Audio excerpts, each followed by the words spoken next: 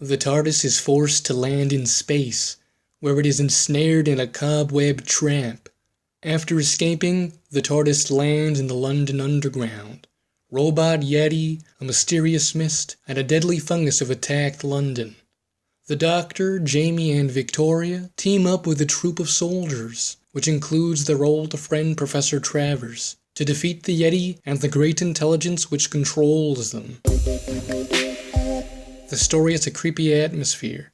The scene in the museum is a great example. In Part 1, Travers is attempting to reclaim the robot Yeti he donated to Mr. Silverstein 30 years prior, after the events of the abominable snowmen. He's in a panic because the robot's control sphere has disappeared. This scene gives me strong Lovecraft vibes. A man of science and research, holding knowledge too terrible for the average man, desperately warning others against an otherworldly force they cannot hope to overcome. The scene ends with the Yeti killing Silverstein as the music slowly builds, swelling as the Yeti strikes.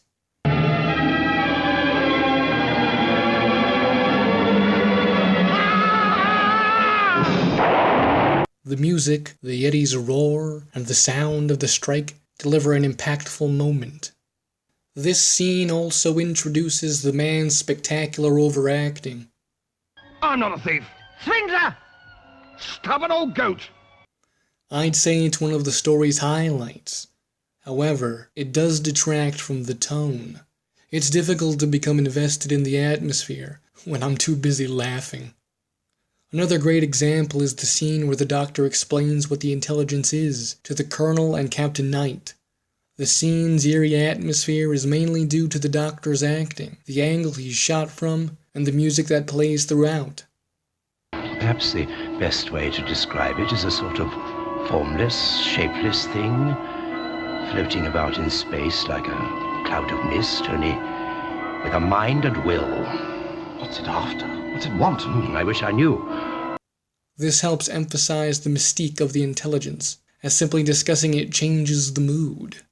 I think the story benefits from being in black and white, as it's able to produce a stronger contrast between the characters and the environment. It often creates the impression of small figures lost in an expanse of darkness. And we see great use of shadows, like this scene, where we see our main characters entering the empty tunnels. It gives the effect of explorers descending into darkness. The story also uses death to set its tone. In Part 4, when the Colonel takes the soldiers above ground to try and reach the TARDIS, they engage in battle with the Yeti. It's a slaughter, as the Yeti kills soldier after soldier. Eventually, only the Colonel and a soldier named Blake remain. They run from the Yeti through a warehouse like in a horror movie. Blake is even killed in brutal horror film fashion, being dragged from safety and clubbed to death as the music swells with intensity.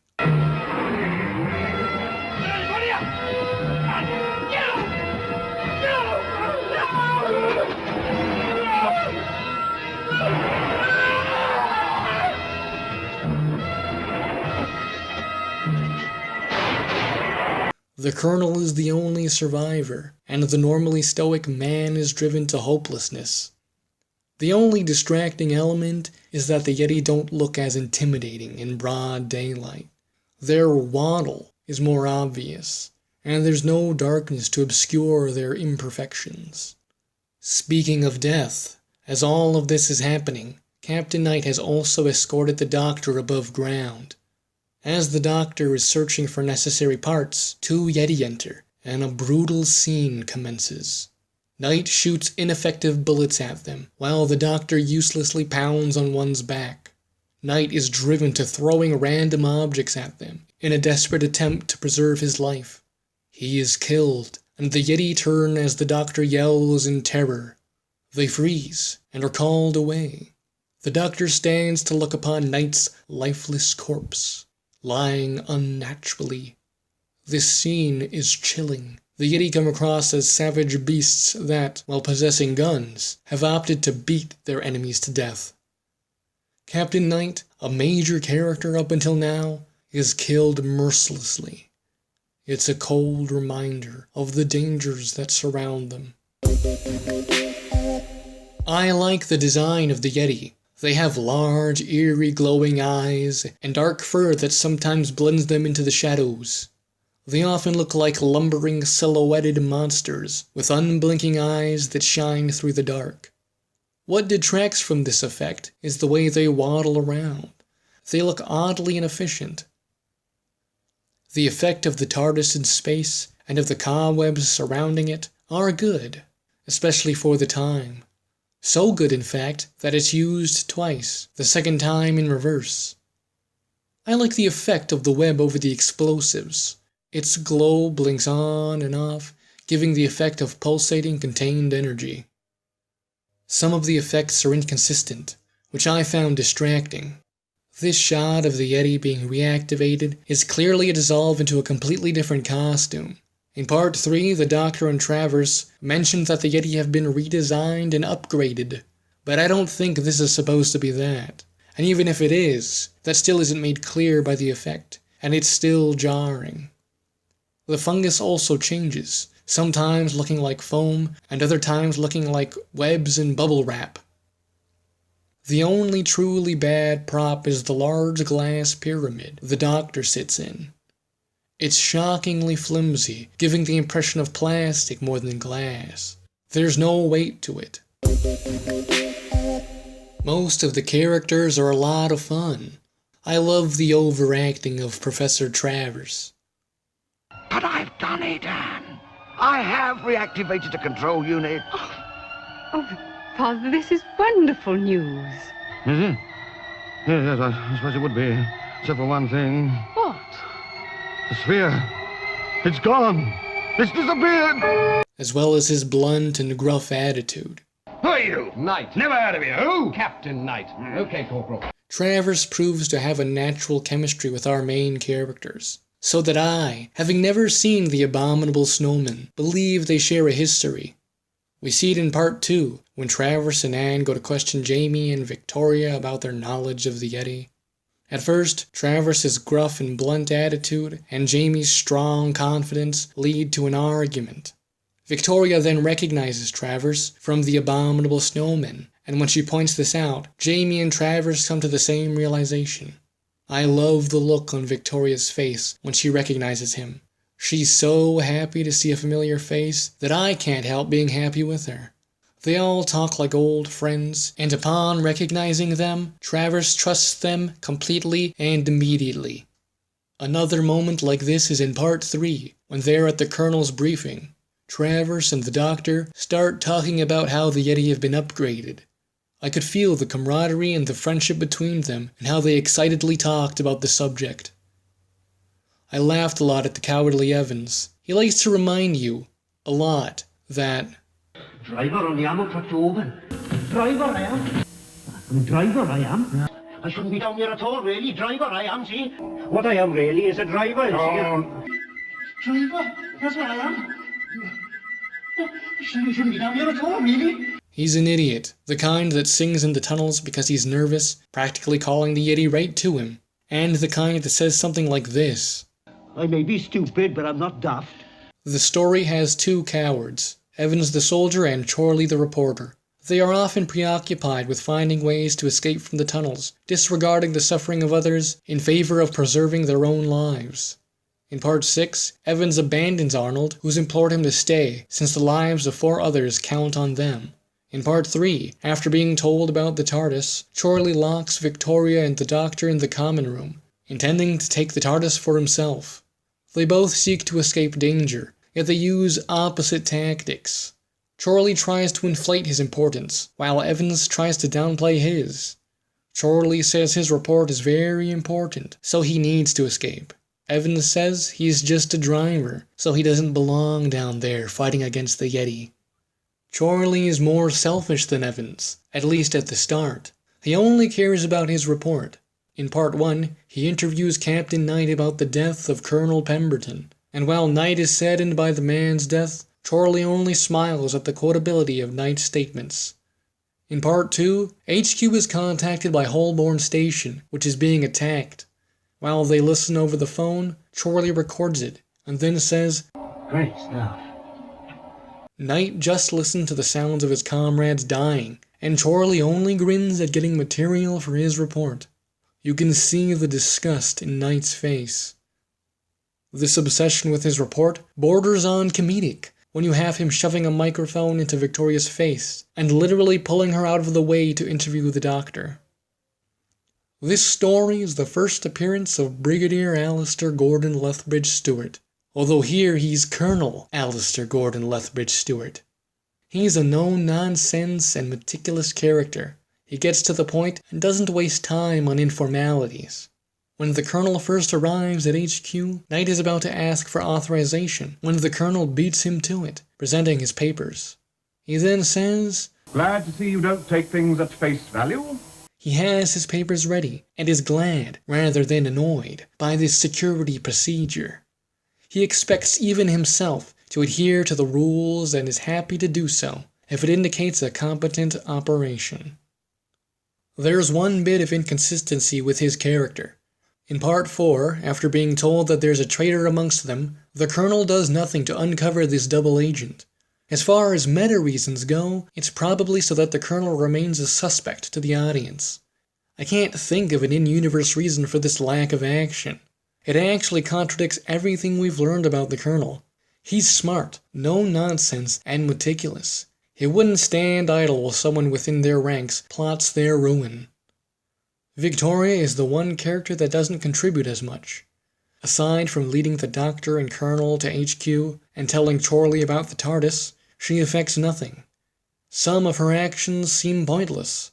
She's kidnapped by the intelligence, but it already has Travers as a hostage. She leaves a piece of clothing behind so the others can find her, but the Yeti just take them to her anyway. That isn't to say she doesn't have characterization. In Part 2, while both Jamie and the Doctor are wandering the tunnels, Travers tells Anne, in reference to Victoria, that Those two are all that child's got in the world. Victoria has lost her family, so she may see Jamie and the Doctor as a kind of surrogate. This helps to explain some of her rash decision-making. For example, when she leaves HQ to search for Jamie and the Doctor in Part 2. Victoria's decision to brave the Yeti-infested tunnels alone is understandable, knowing that she lost her parents at such a young age. She's afraid of losing Jamie and the Doctor and being left with nothing again.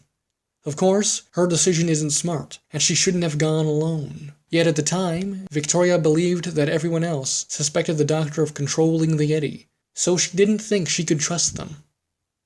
When Victoria and Jamie are taken prisoner by the soldiers in Part 1, Arnold asks if there was anyone else with them. Victoria nearly replies with the truth, while Jamie interrupts with no.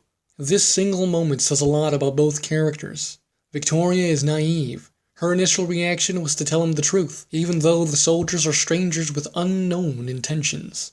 She is rather young after all, so it makes sense that she'd be quick to trust, especially an authority figure. She makes a similar mistake in Part 3. When she tells Chorley about the TARDIS, and he then seeks to take it for himself. Jamie, on the other hand, is loyal to the Doctor no matter what, and is always looking out for him. His instinct is to not trust these strangers with any information about him. Jamie is courageous, but foolhardy. When the intelligence takes Victoria hostage, Jamie attempts to run after them, and must literally be held back by the Doctor and Colonel. Jamie is loyal to his friends, so will fight for them no matter what. But he also acts without thinking of the consequences. If not for the Doctor and the Colonel, the Yeti would have killed him easily, leaving Victoria still a hostage and himself dead. Anne is a confident character who is steadfast in her preconceptions. In Part 1, when her father is distressed at the disappearance of the control sphere, she assumes he must have misplaced it, saying, Father, look, perhaps you've made a mistake. You've put the sphere away somewhere in your laboratory and forgotten it. You've done it before, you know. I've looked everywhere. Oh, well, let's go home and look again, shall we? You know what you're like. She doesn't entertain the possibility that he's correct to worry, and her smile, or smirk, never wavers. This explains why she has such a hard time believing the TARDIS exists. She asks her father, Have you ever seen this TARDIS? No, I can't say I have. she's skeptical. She's also a character that's used to being cool and collected. In Part 5, the Doctor and Anne are approached by a Yeti. Just as they're about to die, the control box works to stop it. The Doctor asks Anne if she was worried. She denies this while clearly embarrassed by how she screamed and clung to him. She's so used to being confident and in control of most situations that she becomes terrified when she finds herself helpless. She also feels similar worries when Travers is taken by the Yeti. She becomes hopeless, and the Doctor has to convince her to keep working on the sphere and control box.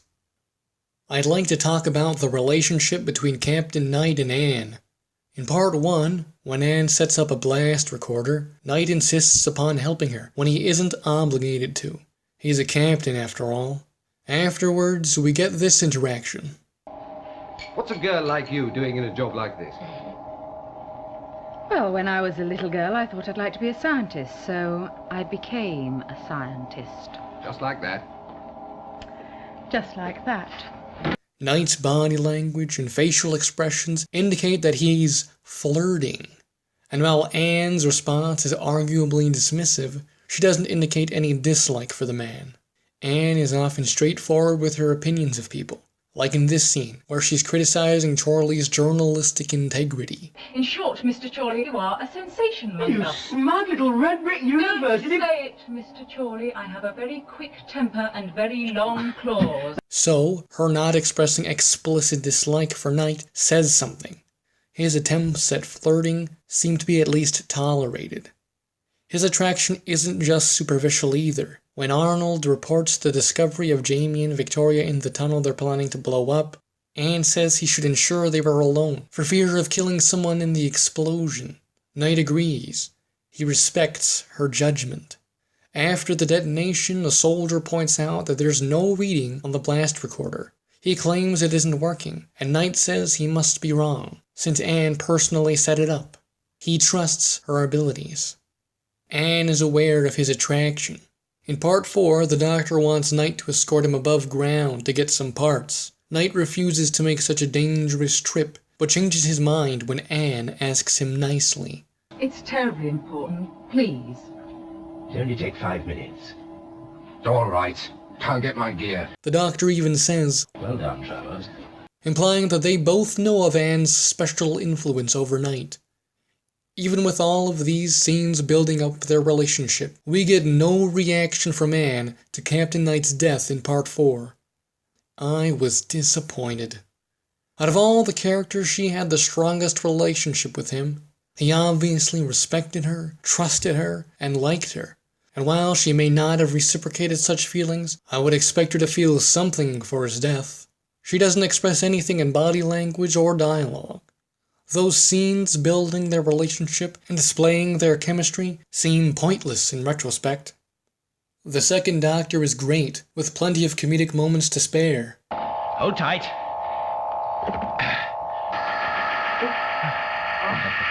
Well, it's not so bad as I thought. He primarily functions as a strategist and scientist for the soldiers as they attempt to fight the Yeti and the intelligence. It's a similar role the Third Doctor would one day hold as a part of UNIT, which is ironic given that this story is the Brigadier's first appearance. The Doctor's reckless nature is on full display. At the start of the story, while Jamie and Victoria are still reeling from their near-death experience, the Doctor immediately wants to set out on another adventure. The Doctor can be ignorant to the discomfort of his companions in the pursuit of adventure. In Part 6, the Doctor gives Jamie a device to call to him a specific Yeti under their control. Jamie asks how he'll know if he's got the right one, and the Doctor says, You'll soon know if you haven't got the right one, won't you? he clearly enjoys these adventures, even if they thrust him and his companions into unspeakable dangers.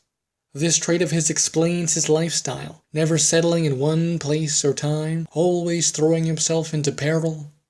I appreciate the balance between the Doctor's selflessness and his intellect. In Part 5, after the intelligence promises to let his friends go if he gives up his mind, the Doctor explains that he'll give himself up if he can't come up with some other plan. He's selfless, so he'd willingly sacrifice himself to save his friends.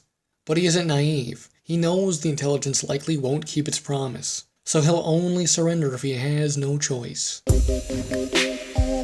Littered throughout the story are conveniences. They mainly come in the form of inexplicable actions by antagonists that allow the plot to progress. For example, in Part 6, everyone is being held prisoner by the Yeti. They're all escorted to the central control chamber. When they leave, Jamie emerges from a crate he managed to hide in, off-screen. There's no way the Yeti wouldn't have noticed Jamie's disappearance. Because he couldn't have snuck into the crate without being caught, they just don't show it, hoping the audience doesn't notice. This needs to happen for plot purposes, so the Yeti conveniently didn't notice him climb in, and they conveniently forget they had one more prisoner. The Yeti also arbitrarily choose not to kill or capture people on certain occasions, like Anne in Part 3, Evans in Part 6, and the Doctor in Part 4. There are several other moments of convenience throughout the story. They mostly pertain to the villain, which I'll explain in more detail later. In Part 3, it's discovered that there is a traitor amongst them. Someone has been planting homing beacons on soldiers, calling the Yeti to come attack, and feeding information to the enemy. Someone is working with the intelligence. At the end of Part 6, it's revealed that the traitor was Staff Sergeant Arnold. Sort of. It's actually Arnold's lifeless body that the intelligence is controlling. At first, some of the characters, such as the Colonel, are under the impression that Arnold is literally the intelligence. But the Doctor clears that up, saying, No. He was just a poor soldier that was taken over. He's probably one of the first to disappear. I don't understand why the Colonel thought the intelligence was an actual person. The Doctor explained in Part 4 that it was formless. In fact, many characters make the same mistake. When Travis and Victoria are being held prisoner in Part 5, they spot someone hiding behind some machines. They both wonder if that was the intelligence. It's made explicitly clear by the Doctor that the intelligence doesn't have a physical form. They should all know this. Tangent aside, this is the only explanation we get for Arnold being the traitor. One of the first to disappear is annoyingly cryptic. What the hell does that mean? It must be in reference to something that happened before the story even started, since Arnold only disappears in Part 4, after the traitor has already been busy during Part 3. Arnold's actions often seem strange and even pointless when you realize he's actually the intelligence. Arnold has a particular personality. He makes jokes and has strong morals pertaining to loyalty and duty in the face of fear. This can't be Arnold's original personality, since the intelligence says it can only absorb minds given to it willingly, and I doubt a random soldier would just surrender his mind to an evil alien. This must be some personality within the many minds the intelligence has already absorbed, or it's just something it made up. In any case, Arnold is ridiculously dedicated to this personality. For example, when Evans abandons everyone due to his cowardice, Arnold shouts, "I'll get you for this!" The intelligence has no reason to say this. If Evans were to run off and escape to the surface, its plans and goals would not be affected. Arnold's passionate yell gives the audience the impression that he is a man of strong moral character. He's outraged that Evans has abandoned everyone to die. But this is a lie. It's an act, but it isn't done to trick the other characters. It's done to trick the audience. And that's unfair. The conclusion of the mystery is disappointing because it was impossible to guess. In another instance, when Arnold, the Colonel, and Knight are trying to get to the Holborn Station ammunition store, they're blocked by fungus. Arnold then says, Just as if it knew what we were up to, sir. Why would Arnold try to get the Colonel thinking about a possible traitor? Surely this only makes the Colonel more suspicious of those around him, including Arnold. This only risks getting himself caught. And why does Arnold pretend to go missing in Part 4, only to reappear in Part 5 and accomplish nothing? He tells them where to find Travis and Victoria, which doesn't matter, since the Yeti escort them there anyway. It comes across like Chorley was meant to be the traitor all along, but they changed their minds at the last minute and made it Arnold instead. Chorley's actions and characterization line up better for the traitor role. He's a coward that's more concerned with saving himself than helping others. The intelligence could have easily made a deal with him. You do what I say, and I'll let you live. The only hiccup is in the timeline, since Chorley doesn't disappear until after the traitor sabotages the ammunition store. However, he's still a better fit. The story knows this, because he's used as a red herring on a couple of occasions. He runs off at the end of Part 3, only to reappear in Part 6, having somehow evaded the Yeti, the fungus, and everyone else. That's suspiciously good luck. His hysterical sobs also seem fake to me. Instead, we get Arnold, aside from a single suspicious line said by him in part 1. The doctor's a friend of mine. He's the one man that can help us. Oh, is he now? Well, he weren't nowhere to be seen. He disappeared. Do you think the Yeti got him? No. What makes you so sure? I don't know. Just a hunch. Nothing he says or does hints at him being the intelligence in Arnold's body. It's confusing because it doesn't make sense, and it's disappointing because it was impossible for the audience to deduce. This plot thread is the story's biggest flaw. It takes up a lot of time in the last 3 parts, and has a disappointing conclusion. Speaking of flaws, let's talk about the villain. I want to like the Great Intelligence. In concept, it's great. And intelligent. I enjoy how mysterious it is. You don't get to see it, ever. And you only hear it rarely. It has a cool voice, which, like many classic Doctor Who villains, is very whispery. The intelligence is shrouded in the unknown. In part 4, the Colonel asks the Doctor what the intelligence is. He can only say it's a sort of formless, shapeless thing, floating about in space like a cloud of mist, only with a mind and will. He doesn't know precisely what it is or what it wants. I like the mystery surrounding it. This vagueness makes the intelligence creepier, since an unknown threat is often more frightening than a known one. However, the actions it takes don't line up cleanly with its goals. It feels like this story should have been 4 parts, rather than 6. The intelligence was looking for the Doctor. As Arnold, it found the Doctor during part 3. At the end of that episode, or at the start of the next, the intelligence, as Arnold, should have summoned the Yeti to HQ and delivered its ultimatum. As it stands, it feels like the intelligence dicks around for 2 episodes. The intelligence also makes stupid decisions. It kidnaps Travers at the end of part 3 because of his work in the control box, a device that could potentially take control of the Yeti. But then, why does it leave Anne alive? She's also working on the control box, and the intelligence knows this. It's especially strange since the Yeti killed the soldier Weems to get to Travers, yet they simply knock out Anne. Perhaps the intelligence didn't kidnap Travers for that reason. It was, after all, only a theory made by the Doctor in part 4. It could have just been wrong. The intelligence could have taken Travers for the sole purpose of delivering its ultimatum. But then why not just use Arnold? After proposing its ultimatum to the Doctor, give me your mind or your friends will die, it gives the Doctor 20 minutes to make a decision. Why? All this does is give the Doctor and Anne time to finish reprogramming the sphere and creating the control box, which are instrumental in defeating the intelligence. All of these strange decisions lead to its defeat. The intelligence had no reason to do any of this, and it makes a potentially great villain look incompetent. His strength is also inconsistent. He can force the TARDIS to land. However, everything it does from that point further is limited to killer robots, body snatching, and deadly fungus. It's a large discrepancy in ability that isn't accounted for.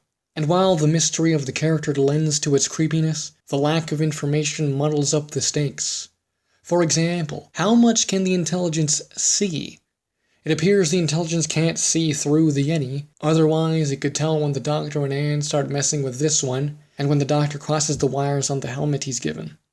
Is its view entirely limited to Arnold? Given the many tasks the Yeti get up to, that seems far-fetched. How can the intelligence keep track of it all? And if it can't see through the Yeti, how did it manage to create all of this shit? The intelligence controls the Yeti via the spheres in their torsos, but for some reason it can't tell when certain Yeti are being controlled by Anne and the Doctor. Wouldn't it be able to tell when its own signal is overridden? This all begs a larger question. How does the intelligence control the Yeti? If it can't tell when one is controlled by it or another, and if it can't tell what any single Yeti is actually doing, how is it able to navigate them through the tunnels and carry out its orders? Because of all this inclarity, it becomes difficult to judge the stakes. How much danger are these characters in? How much of what they're doing is the intelligence aware of? The Web of Fear's strongest elements are the characters. With few exceptions, they're all consistent and strong. I derived a great deal of humor from them, especially Evan's antics and Travers's overacting. The Web of Fear has a strong atmosphere. Its use of shadows, darkness, and even black and white help to create a pervasive creepiness. The only real mistake in this regard is having a scene in broad daylight in Part 4. The story is held back by the Traitor plotline. Good mysteries are guessable. There should exist clues that consistently indicate the mystery's solution. Arnold being the traitor feels arbitrary, since no evidence supports this. The Great Intelligence is a good villain in concept, but the execution makes it look incompetent and inconsistent.